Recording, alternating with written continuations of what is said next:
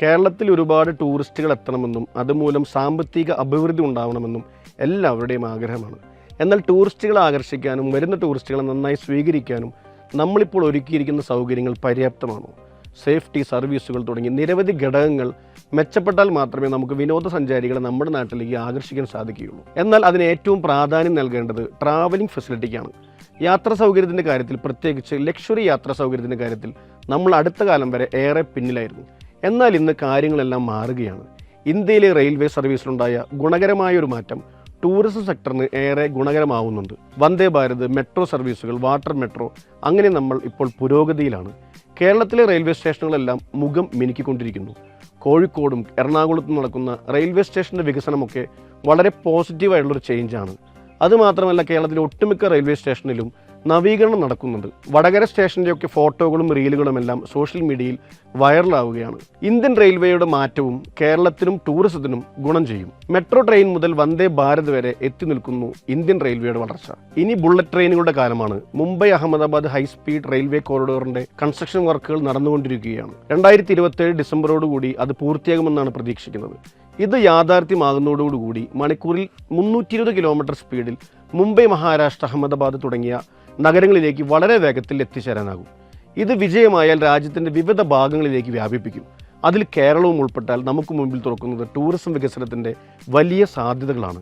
കേരളവുമായി ബന്ധപ്പെട്ട നടപടികൾ ആരംഭിച്ചപ്പോൾ ഉയർന്ന ഇത്രയും വേഗതയിൽ ആർക്കാണ് പോവേണ്ടതെന്ന ചോദ്യത്തിനുള്ള ഉത്തരമാണ് വന്ദേ ഭാരതിലെ തിരക്ക്. കുറഞ്ഞ സമയം കൊണ്ട് ദൂരസ്ഥലങ്ങളിലേക്കുള്ള വന്ദേ ഭാരതിലെ കംഫർട്ടായ യാത്ര വിനോദസഞ്ചാരികളും ബിസിനസ് ക്ലാസ്സും മാത്രമല്ല സാധാരണക്കാരും ഉപയോഗിച്ചു തുടങ്ങി. മറ്റേതൊരു സംസ്ഥാനങ്ങളെയും അപേക്ഷിച്ച് വളരെ തിരക്കേറിയത് കൊണ്ട് തന്നെ വന്ദേ ഭാരതിൻ്റെ ബോഗികളുടെയും റൂട്ടുകളുടെയും എണ്ണം പെട്ടെന്നാണ് കൂട്ടിയത്. മികച്ച സൗകര്യം കൊണ്ടുവന്നാൽ ഉപയോഗിക്കാൻ ആളുകൾ വില്ലിംഗ് ആണ് എന്നുള്ളതിൻ്റെ ഒരു ഉത്തമ ഉദാഹരണമാണ് വന്ദേ ഭാരത്. ടൂറിസത്തിൽ ഏറെ സാധ്യതകളുള്ള കേരളത്തിൽ ട്രെയിൻ ഗതാഗതം ചീത്തപ്പേര് മാറ്റുമ്പോൾ റോഡ് ഗതാഗതത്തിൻ്റെ കാര്യത്തിലും ഈ മാറ്റം ആവശ്യമാണ്. ദേശീയപാതയുടെ പ്രവൃത്തി പൂർത്തിയായാൽ ഇൻഫ്രാസ്ട്രക്ചർ ഏറെക്കുറെ ഓക്കെയാവും. ഇതോടൊപ്പം മലയോര ഹൈവേയും തീരദേശ ഹൈവേയും അതിവേഗത്തിൽ പൂർത്തിയാവേണ്ടതുണ്ട്. കൂടെ ഗ്രീൻഫീൽഡ് പോലെയുള്ള ഇടനാഴികളും ടൂറിസത്തിന് ശക്തിയേകും. കേരളത്തിലെ ടൂറിസത്തിൻ്റെ പ്രധാന 2 കേന്ദ്രങ്ങളാണല്ലോ ഇടുക്കി ജില്ലയും വയനാട് ജില്ലയും. ഇവിടേക്ക് ട്രെയിൻ ഗതാഗതമില്ല, ഇവിടെ റോഡ് ഗതാഗതമാണ് ഉള്ളത്. വയനാട്ടിലേക്ക് വരുന്ന കള്ളാടി, മേപ്പാടി തുരങ്കപാതയൊക്കെ വളരെ പ്രതീക്ഷയോടെയാണ് ടൂറിസം മേഖല ഉറ്റുനോക്കുന്നത്. സത്യത്തിൽ പറഞ്ഞാൽ നഷ്ടത്തിൽ നിന്ന് കരകയറുന്ന KSRTCക്കാണ് നമ്മുടെ ടൂറിസം വികസനത്തിന് വലിയ റോൾ നിർവഹിക്കാനുള്ളത്. ട്രെയിൻ ഗതാഗതം അപ്ഡേറ്റ് ആവുന്ന പോലെ തന്നെ KSRTCയും നവീകരിക്കപ്പെടണം. അത് ബസ് സ്റ്റാൻഡുകളിൽ നിന്ന് തന്നെ തുടങ്ങണം. സൗകര്യക്കുറവിൻ്റെ കാര്യത്തിൽ എക്കാലവും പഴി കേൾക്കുന്ന ഒന്നാണ് കേരളത്തിലെ ബസ് സ്റ്റാൻഡുകൾ. വൃത്തിയുടെ കാര്യത്തിലും അങ്ങനെ തന്നെ. നല്ല ടോയ്ലറ്റ് സംവിധാനം പോലും ഇല്ലാത്തവയാണ് ഇപ്പോഴും കേരളത്തിലെ മിക്ക ബസ് സ്റ്റാൻഡുകളും. ഏറ്റവും കൂടുതൽ യാത്രക്കാരെത്തുന്ന കേരളത്തിൻ്റെ സാമ്പത്തിക തലസ്ഥാനമായ എറണാകുളത്തെ ബസ് സ്റ്റാൻഡാണ് ഏറ്റവും മോശമെന്നത് ദയനീയം തന്നെയാണ്. ഒരു നാട്ടിലേക്കുള്ള കവാടമാണ് ബസ് സ്റ്റാൻഡുകളും റെയിൽവേ സ്റ്റേഷനുമെല്ലാം. വിദേശത്തു നിന്നും ഒരു ടൂറിസ്റ്റ് നമ്മുടെ ബസ് സ്റ്റാൻഡിൽ എത്തിയാൽ അവരുടെ പോസിറ്റീവ് വൈബ് അവിടെ തീരും. KSRTC ബസ് സ്റ്റാൻഡുകളെ നവീകരിക്കൽ പദ്ധതിയെ അഴിമതിയുടെയും കെടുകാര്യസ്ഥതയുടെയും കുത്തരങ്ങാക്കിയത് നമുക്കറിയാമല്ലോ. കൊട്ടിഘോഷി നടപ്പാക്കിയ തിരുവനന്തപുരത്തെയും കോഴിക്കോട്ടെയും എല്ലാം KSRTC ബസ് സ്റ്റാൻഡുകളുടെ അവസ്ഥ എല്ലാം മലയാളികളെയും അസ്വസ്ഥരാക്കുന്നതാണ്. ഒരു പ്ലാനിങ്ങും ഇല്ലാതെ ലക്ഷങ്ങളും കോടികളും പൊടിച്ചതിൻ്റെ സാക്ഷ്യപത്രം മാത്രമാവുകയാണ് ഈ കെട്ടിടങ്ങൾ. റെയിൽവേ സ്റ്റേഷനുകളുടെ നവീകരണത്തെക്കാൾ എത്രയോ മുമ്പ് തുടങ്ങിയതായിരുന്നു KSRTC ബസ് സ്റ്റാൻഡുകളുടെ നിർമ്മാണവും നവീകരണവും. കാലികമായ മാറ്റങ്ങൾ ഉണ്ടാവുന്നില്ലെന്ന് പറയാൻ സാധിക്കില്ല. പക്ഷേ ഏറെ പറയാനുണ്ട്, ഏറെ മാറാനുമുണ്ട്. അടുത്തിടെ ആരംഭിച്ച AC ലോഞ്ചുകളും മറ്റും യാത്രക്കാർക്ക് ഏറെ സൗകര്യപ്രദമാവുന്നതാണ്. ബുക്കിംഗ്, ബസ് ട്രാക്കിംഗ് സംവിധാനം, ലോജിസ്റ്റിക്സ് എന്നിവയെല്ലാം കാലികമായി പരിഷ്കരിക്കേണ്ടതാണ്.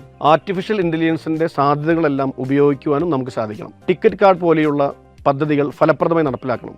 വർഷങ്ങൾക്ക് മുമ്പേ നാട്ടിൻപുറങ്ങളിൽ വരെ സജീവമായി ഓടിക്കൊണ്ടിരിക്കുന്ന KSRTC ബസ്സുകൾ ഇപ്പോൾ ദീർഘദൂര യാത്രയിൽ മാത്രമായി ഒതുങ്ങിയിരിക്കുകയാണ്. തൊഴിലാളികൾക്ക് കൃത്യമായ ശമ്പളം ലഭിക്കാത്തതും ശമ്പളത്തിനായി കോടതി കയറേണ്ടി വരുന്നതും തൊഴിലാളി സമരവും അമിത ജോലി ഭാരവുമെല്ലാം KSRTC സർവീസുകളെ കാര്യമായി ബാധിച്ചിട്ടുണ്ട്. പല ബസ്സുകളും മെയിൻ്റനൻസ് ചെയ്യാതെ പുറത്തിറങ്ങുന്നതും ജനങ്ങൾക്കിടയിൽ അവമതിപ്പ് ഉളവാക്കിയിട്ടുണ്ട്. അന്തർ സംസ്ഥാന യാത്രകൾക്കൊഴികെ ജനം KSRTCയെ തിരിഞ്ഞു നോക്കുന്നില്ല. കേരളത്തിനുള്ളിലെ ടൂറിസം കേന്ദ്രങ്ങളിൽ പ്രധാനമായും ഓർഡിനറി ബസ്സുകളാണ് സർവീസ് നടത്തുന്നത്. മിക്കപ്പോഴും ഇത്തരം യാത്രകളിൽ വലിയ കല്ലുകടിയാണ് ഉണ്ടാകുന്നത്. ഫിറ്റ്നസ് പോലും ഇല്ലാത്ത ബസ്സുകളിലെ യാത്ര പാതി വഴിയിൽ നിന്ന് പോകാൻ സാധ്യത ഏറുകയാണ്. ഇത്തരം സാഹചര്യങ്ങളാണ് പൊതുജനം KSRTCയിൽ നിന്നും അകലാൻ കാരണമാകുന്നത്. ഈ അവസ്ഥയ്ക്കൊരു മാറ്റം സാധിച്ചാൽ ഇന്ന് നഷ്ടത്തിലോടുന്ന KSRTCയെ ലാഭത്തിൽ കൊണ്ടുവരാൻ സാധിക്കും.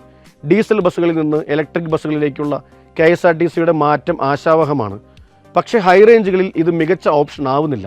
നിലവിൽ നോൺ AC ബസ്സുകളിൽ ordinary, fast passenger, super fast, super deluxe, super express എന്നിവയും AC ബസ്സുകളിൽ AC, low floor, Volvo, Garuda, Gajaraja, Swift എന്നിവയും KSRTCക്കുണ്ട്. ഇതിന് പുറമെ ഇലക്ട്രിക് ബസ്സുകളും EV പവർ പ്ലസ് ബസ്സുകളുമുണ്ട്. കൂടുതൽ ബസ്സുകൾ കേരളത്തിൻ്റെ ഗ്രാമപ്രദേശങ്ങളിൽ സർവീസ് ചെയ്യണം. ഗ്രാമങ്ങളിലാണ് കേരള ടൂറിസത്തിൻ്റെ വിജയവാക്യമുള്ളത്. ഇതിനായി AC ബസ്സുകൾ ഉൾപ്പെടെ ഉപയോഗിക്കണം. യാത്രകളിൽ ടൂറിസ്റ്റുകൾക്ക് ഇന്ന് വന്ദേ ഭാരതിൽ ലഭിക്കുന്ന അത്തരത്തിലുള്ള ഭക്ഷണ സൗകര്യം, അതായത് ബസ്സിനുള്ളിൽ തന്നെ ഒരു മെനു കാർഡ് ഒരുക്കാൻ കഴിയണം. ഇത്തരം യാത്രകളിൽ റിഫ്രഷ് ചെയ്യുക എന്നത് യാത്രക്കാരുടെ ഒരു അത്യാവശ്യമായൊരു കാര്യമാണ്. പലപ്പോഴും ഏറ്റവും വൃത്തിഹീനമായ സ്പേസാണ് ടൂറിസ്റ്റുകൾക്ക് കിട്ടാറ്. ഇത് മാറണം. KSRTC സർവീസ് നടത്തുന്നിടത്ത് തദ്ദേശീയ ഭരണകൂടം നടപ്പിലാക്കിയ പോലെ വൃത്തിയുള്ള വിശ്രമ കേന്ദ്രങ്ങൾ ഒരുക്കണം. വലിയ യാത്രകളിൽ ചെറിയ ഇടവേളകൾ ഇവിടങ്ങളിലായി കൊടുക്കാൻ സാധിക്കണം. മറ്റൊന്ന് ബസ്സുകളുടെ മെയിൻ്റനൻസ് ആണ്. ബസ്സുകൾ തകരാറിലാവുന്നത് പതിവാണ്. ഇത്തരം സാഹചര്യങ്ങളിൽ കണക്ഷൻ ബസ്സുകൾ ലഭ്യമാക്കാനും ടൂറിസ്റ്റ് കേന്ദ്രങ്ങളുടെ റൂട്ടിൽ സർവീസ് സെൻ്ററുകൾ ആരംഭിക്കേണ്ടതുമാണ്. ഡിജിറ്റൽ കാലഘട്ടത്തിൽ ഫ്രീ വൈഫൈ സൗകര്യം ബസ്സുകളിൽ ഒരുക്കിയാൽ അത് കൂടുതൽ ആകർഷകമാകും.